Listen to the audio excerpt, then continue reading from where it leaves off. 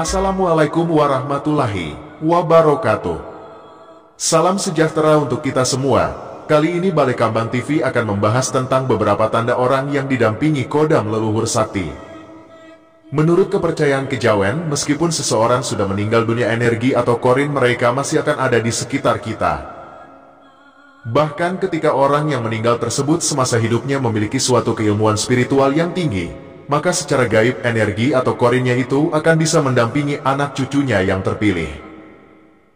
Namun, ada pula yang beranggapan bahwa sosok leluhur yang mendampingi seseorang sebenarnya merupakan jin kodam yang dulu pernah menjaga dan melayani leluhurnya. Sehingga ketika leluhur yang didampinginya meninggal dunia, maka kodam leluhur tersebut akan mencari seseorang yang memiliki kemiripan energi di garis keturunan yang sama. Seseorang yang didampingi oleh leluhur kebanyakan malah justru tidak menyadarinya. Hal tersebut selain karena kepekaan mata batin yang belum terasah, alam bawah sadar mereka juga banyak yang menolak ketika dihadapkan berbagai hal di luar nalar. Langsung saja, berikut ini beberapa tanda-tanda orang yang didampingi kodam sakti leluhurnya. Yang pertama, yaitu ucapannya sering menjadi kenyataan. Ketika seseorang yang didampingi oleh leluhur mengatakan sesuatu yang didasari oleh emosinya yang paling dalam. Misalkan pada saat sedang marah ataupun sedih, maka kata-katanya tersebut selain memiliki vibrasi yang tinggi juga akan didoakan oleh kodam leluhur yang mendampinginya. Sehingga ucapannya tadi akan mudah menjadi kenyataan.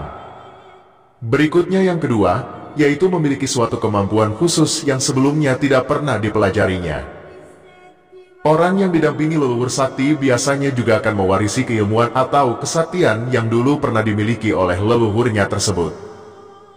Misalkan saja, panjenengan memiliki pengetahuan mengenai ilmu pengobatan tradisional kuno atau juga bisa memiliki kemampuan lain yang bersifat teknis. Seperti bisa membuat keris secara tradisional dengan sangat baik. Namun uniknya adalah, jika kemampuan khusus yang muncul secara tiba-tiba tersebut panjenengan gunakan untuk sesuatu yang bermanfaat bagi orang banyak, maka kemampuan tersebut akan semakin terasa. Bahkan juga akan membawa banyak berkah bagi kehidupan pribadi panjenengan sendiri. Kemudian yang ketiga, yaitu jarang mendapatkan gangguan gaib yang negatif. Jika panjenengan pernah mengalami suatu kejadian aneh di suatu tempat tertentu, misalnya panjenengan sedang melakukan kegiatan di hutan dengan beberapa orang teman, namun ketika dalam perjalanan semua teman panjenengan diganggu oleh makhluk halus, bahkan sampai ada yang kesurupan. Namun anehnya, hanya panjenenganlah satu-satunya orang yang tidak mengalami gangguan tersebut. Hal demikian bukanlah sesuatu yang kebetulan saja. Bisa jadi pada waktu itu para makhluk halus yang mencoba mengganggu panjenengan sudah ketakutan terlebih dahulu dengan sosok kodam leluhur yang mendampingi panjenengan. Selain jarang mendapatkan gangguan gaib yang negatif, panjenengan yang didampingi kodam leluhur juga akan banyak selamatnya. Artinya panjenengan akan sering terhindar dari berbagai macam bahaya atau juga kecelakaan yang mengancam hidup panjenengan. Berikutnya yang keempat, yaitu memiliki persamaan dengan salah satu leluhurnya. Dalam suatu hal tertentu, tanda ini merupakan wujud persamaan energi antara sosok kodam leluhur dengan panjenengan yang didampinginya. Contohnya, memiliki tanda lahir yang sama, hobi yang sama hingga sampai pada gaya bicara dan bahasa tubuh yang sama. Semua itu tentunya hanya bisa diketahui oleh orang-orang terdekat panjenengan seperti orang tua ataupun juga simbah panjenengan. Kemudian yang kelima, yaitu memiliki kebijaksanaan jauh di atas usianya. Cepat ataupun lambat jika panjenengan selalu berdekatan dengan energi dari suatu sosok kodam, maka pada suatu tertentu energi mereka akan bisa saling menyelaraskan. Sehingga jangan heran jika orang yang didampingi oleh kodam leluhur akan bisa memiliki suatu pemikiran yang jauh lebih bijak dan dewasa dari usia mereka.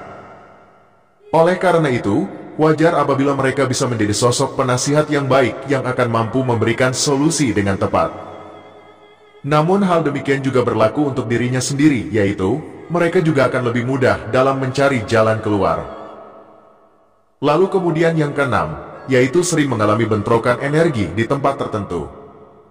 Jika panjenengan selalu merasa merinding pusing mual ketika berada di tempat yang sakral, maka bisa jadi energi dari sosok leluhur yang mendampingi panjenengan sedang bentrok dengan energi yang ada di tempat tersebut. Bagi panjenengan yang mata batinnya peka dan bisa berkomunikasi dengan kodam leluhur yang mendampingi panjenengan, maka bentrokan energi ini akan bisa diredam. Namun bagi orang yang biasa hal itu sering tidak dapat dihindarkan, bahkan jika energi yang bentrok sama-sama kuat, maka akan bisa membuat orang yang didampingi kodam leluhur tersebut menjadi kesurupan.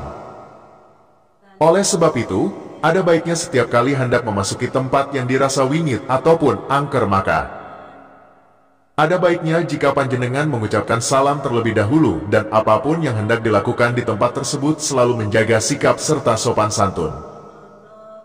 Berikutnya yang ketujuh, yaitu sering bermimpi hal yang sama secara berulang-ulang. Seseorang yang didampingi leluhur sakti juga akan bisa mendapatkan berbagai penglihatan dari alam mimpi. Mimpi tersebut seringkali berulang bahkan terasa begitu sangat nyata, dan jika panjenengan mengalami hal ini maka ingatlah dan bagaimana kejadian di alam mimpi tersebut. Karena selain akan bisa menjadi gambaran dari masa depan, siapa tahu mimpi tersebut juga adalah solusi dari masalah yang sedang dihadapi. Berikutnya yang kedelapan, yaitu sering bangun di sepertiga malam. Waktu sepertiga malam terutama pada jam 3 pagi merupakan waktu yang dianggap sangat sakral. Hal itu dikarenakan pada saat tersebut selubung gaib yang memisahkan antara dunia manusia dengan dunia ruh sedang menipis sehingga mudah ditembus. Oleh sebab itu, jika panjenengan sering terbangun pada sepertiga malam, maka bisa jadi selama ini ada leluhur yang mendampingi dan sedang ingin berkomunikasi. Bahkan pada beberapa kejadian, ketika orang yang didampingi oleh leluhur tadi terbangun di sepertiga malam, dirinya akan mencium aroma tertentu yang terasa seperti bau rokok, bau sirih, bahkan juga bau wangi-wangian tertentu.